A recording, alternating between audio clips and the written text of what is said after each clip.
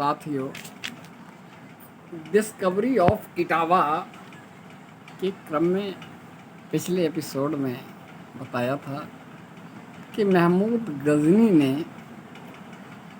किस तरह से मूज और आसई के किलों को ध्वस्त किया था। अब हमने कई बार कहा कि आसई कहीं एक दो बार नहीं, कई बार। अब हम बात कर रहे हैं 12वीं शताब्दी की, लेकिन इससे पहले एक कन्नौज के राजा जयचंद की धर्मनिष्ठा पर बात की जाए। और राजा जयचंद ने संयोगता और पृथ्वीराज चौहान के प्रेम प्रसंग की वजह से मोहम्मद गौरी के प्रति जो सॉफ्ट कॉर्नर अपनाया था, उसके बदले में मोहम्मद गौरी ने स्वयं जयचंद को टारगेट कर लिया है। बड़ी विचित्र घटना। इसीलिए कहा गया है कि दुष्ट से मित्रता हानिकारक होती है और अपने से श्रेष्ठ से शत्रुता लाभदायक होती है। हमने कई बार इस बात का भी उल्लेख किया है। दुष्ट की शत्रुता, भले किसी कारणवश किसी से प्रतिशोध के लिए हम दुष्ट का सहारा लेंगे और वह दुष्ट स्वयं, जैसे कहा ना, वो बच्चों की किताब में आता था, न गंगदत्तम पुनरेति पूर्वम। फिर गंगदत्त कभी उस कुएं में नहीं गया जहाँ पर उसने अपने परिचितों को समाप्त करने के लिए सांप का सहारा लिया, लेकिन यहाँ जयचंद फिर पुनः नहीं। हम उनकी धर्मनिष्ठा की बात करें, बड़ी धर्मनिष्ठ थे, आस्थावान थे। और ये आसई यमुना का किनारा बड़ा महत्वपूर्ण है। गंगा तट को छोड़ करके यहाँ आकर के उन्होंने एक बड़ा यज्ञ किया। जयचंद ने बड़ा यज्ञ किया और इसमें उत्तर भारत के बहुत से राजा महाराजा सम्मिलित हुए। अब उस समय, यज्ञ के समय, घोड़ों के व्यापारी ब्राह्मण समूह घोड़ों को लेकर के आसई आए और उन्होंने जयचंद को, पहले तो संदेह हुआ, फिर पूछताछ करने पर उन्हें विश्वास हो गया कि ये घोड़ों के व्यापारी हैं, ब्राह्मण हैं। तो उनके साथ घोड़ों का सौदा किया और फिर वो घोड़े खरीद लिए और पूरा मूल्य उसका चुका दिया। परंतु ब्राह्मण होने के नाते घोड़वारों को एक एक गिन्नी दक्षिणा के रूप में राजा जयचंद ने दी। तो वो जितने भी घोड़े का व्यापार करने वाले ब्राह्मण थे, उन्होंने दक्षिणा में प्राप्त गिन्नी किले की देहरी पर रख दी। जब ये बात राजा जयचंद को मिली तो उन्होंने उन ब्राह्मणों को बुलाकर इसका कारण पूछा। तो उन व्यापारी ब्राह्मणों ने कहा कि हम व्यापारी हैं और व्यापारी होने के नाते भले ब्राह्मण हैं, लेकिन दक्षिणा के रूप में द्रव्य दान लेना मेरे लिए उचित नहीं है, मैं उसका अधिकारी नहीं हूँ, इसलिए मैं ये गिन्नी वापस कर रहा हूँ। राजा उनसे संतुष्ट हुए और इसका जब पर्याय पूछा तो उन्होंने द्रव्य दान की बजाय भूमि दान की बात कही। तो राजा जयचंद्र ने बहुत सी जमीन यानी आसई के किला और उसके आसपास की भूमि उन ब्राह्मणों को दान कर दी और वे ब्राह्मण उनके परिवार आसई में आबाद हो गए। ये इतिहास में ब्राह्मणों का जो वर्ग है वह घोड़वार ब्राह्मण के रूप में उल्लिखित है। घोड़वार ब्राह्मण जो घोड़ों का व्यापार करते थे। और भी एक बड़ी अच्छी बात आती है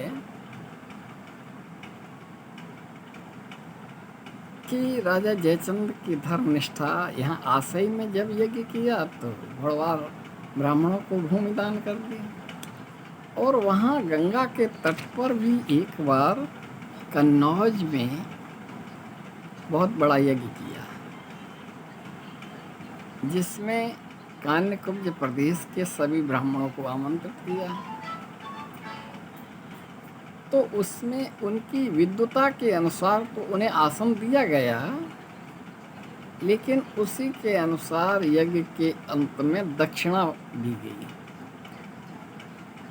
तो जो विद्वता के अनुसार कनिष्ठ श्रेणी के रहे होंगे वो नाराज हो गए कि समान दक्षिणा का विधान होना चाहिए, भेदभाव नहीं होना चाहिए। तो उन्होंने अपना अपमान समझा, तो ब्राह्मणों ने एक जयचंद को शाप दे दिया, यूं कहें कि एक षड्यंत्र किया। ब्राह्मणों ने कहा, उल्लेख आता है, यवन बुलाए तोरे यज्ञ में हगाए दें। अब ये इस तरह से कहा जिसकी परिणति ये हुई कि एक शिलालेख मिलता है आसई के किले में। अब हम युद्ध पर आते हैं। ये उनकी धर्मनिष्ठा की हमने बात कही, यज्ञ करने की बात कही। आसई में यज्ञ किया राजा जयचंद्र ने और कन्नौज में किया। कन्नौज में किस तरह से ब्राह्मण नाराज हुए वो भी बात आई। अब हम बात कर रहे हैं उस इतिहास की जो बड़ा महत्वपूर्ण है। इस शिलालेख, आसई के शिलालेख से हम इस एपिसोड को विराम देंगे। आगे हम युद्ध की बात कहेंगे। ये शिलालेख स्पष्ट रूप से आता है, जिसमें लिखा गया है कि वीर विजयी मो बनी सैन विजयन सूजु सैन जू की मेट्यो जोर जूथ जो तुरक्कन के तम को गोरी के घमंड को अखंड सूर खंड खोल दियो खिस बिसखान को सिखान जोरी जय को गोरी मिलमान गोरी गिलमान को ललाम लाहु लेके ले लोचन लगात चले हैरत हुरम को और फार मेघ मंडल घमंड अंधियारो आज भूप जयचंद को विजय चंद चमको। ये जो छंद है इससे स्पष्ट होता है ये कि शिलालेख में जो छंद छपा है ये महत्वपूर्ण है। हुआ क्या, जब हिंदू सम्राट पृथ्वीराज चौहान को सन 1192 में तराइन के द्वितीय युद्ध में परास्त करने के बाद गौरी ने सन 1193 में कन्नौज पर आक्रमण किया, जिस पराभव की बात गौरी के संदर्भ में थी, जयचंद के संदर्भ में थी, उसकी परिणति ये हुई कि पृथ्वीराज चौहान को परास्त करने के बाद 1193 में कन्नौज पर आक्रमण कर दिया और खजाना लूट लिया। जयचंद दरअसल में सपने में भी कभी ध्यान नहीं रखा कि गौरी को पृथ्वीराज से अपने अपमान का बदला लेने के लिए आमंत्रित किया था और वो आमंत्रण आक्रमण हुआ।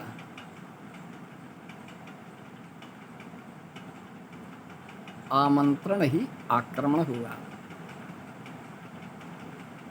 तो जयचंद ने गौरी का जमकर मुकाबला भी किया, ऐसा नहीं कि नहीं किया।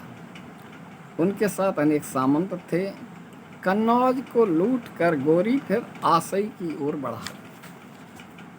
कन्नौज से आसई की ओर चला। अब आसई के विषय में फरिश्ता में लिखा है, मोहम्मद गौरी के कमांडर थे कुतुबुद्दीन, और कुतुबुद्दीन ने सन 1192 और 1193 में जयचंद का खजाना जो आसई में था उसे लूटा, कन्नौज में लूटा, और कन्नौज में लूटने के बाद फिर आसई में लूटा। और कुतुबुद्दीन आसई लूटने के बाद जब लौट रहा था तो जयचंद की फौज ने उनसे मोर्चा लिया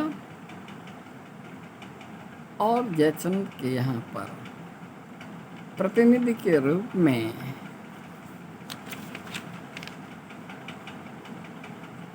महिपाल वीर सेन के पुत्र विजय सेन का शासन था आसई में, जो प्रतिनिधि थे जयचंद के, और उन्होंने कुतुबुद्दीन जो मोहम्मद गौरी का सेना नायक था उसे भगा दिया, युद्ध किया। तब ये छंद जो शिलालेख है वो इस घटनाक्रम का उल्लेख करता है। वीर विजयी मो बनी सेन विजय सेन जू की, एट्यो जोर जूथ जो तुरक्कन के तम को, गौरी के घमंड को अखंड सूर खंड खोली, दियो विसखान को सिखान जोरी जय को, गौरी गिलमान को लगाम लाहु लेका लोली लोचन लला लगाते चले हैरत हुरम को, अफार में घमंडल घमंड अधियारो आज भूप जयचंद को विजय चंद चमको। तो जयचंद का प्रतिनिधि विजय चंद यहाँ पर प्रभावी रूप से चमक गया, ये इसमें उल्लेख है।